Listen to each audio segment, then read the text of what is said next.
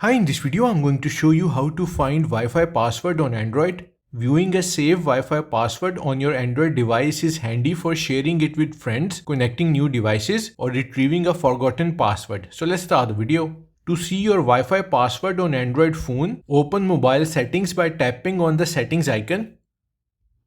Once you are in the settings page, look for the connections option. In some phones it's called network and internet. So tap on it. Now tap on the Wi-Fi option.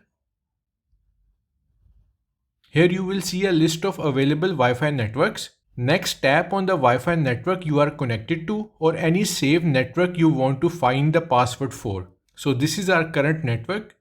Tap on this settings icon.